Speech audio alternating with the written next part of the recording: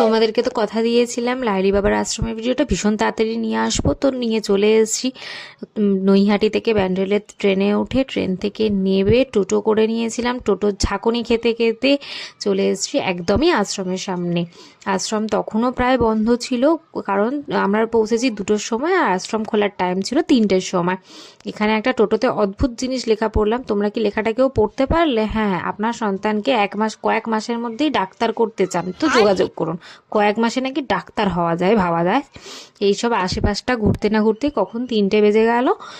এখানে অনেকগুলো picnic spot আছে, তো সেগুলি ঘুরে ঘুরে দেখছিলাম। দেখতে দেখতে 3টে বেজে গেছে, আশ্রমের গেট খুলে দিয়েছে।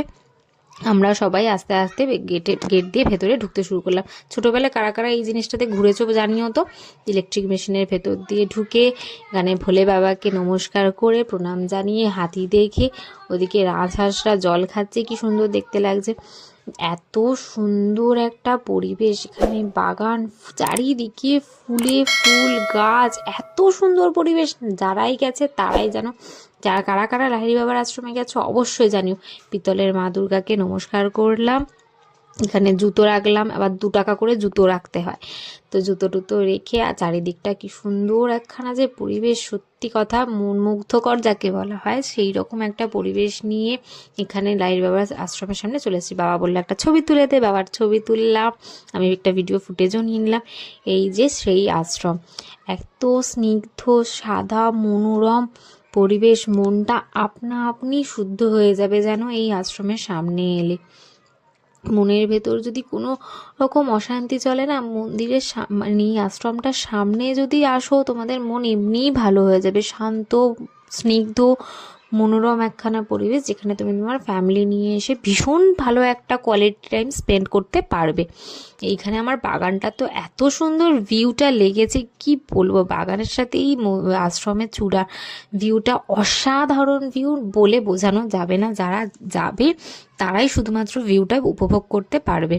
এইদিকে একটা এখানে ওং ছিল। আর হ্যাঁ, লাহিড়ী বাবার আশ্রমে কিন্তু সব মেয়েদের মাথায় ওড়না দিয়ে তবেই ঢুকতে হয়। এখানে যে জল ছিল, জলের মধ্যে পা দিয়ে পা ধুয়ে তারপর আশ্রমে ঢুকতে হলাম। আশ্রমে যেহেতু ফোন অ্যালাউ নেই ভেতরে, তাই ভেতরের ফুটেজ আমি নিতে পারিনি।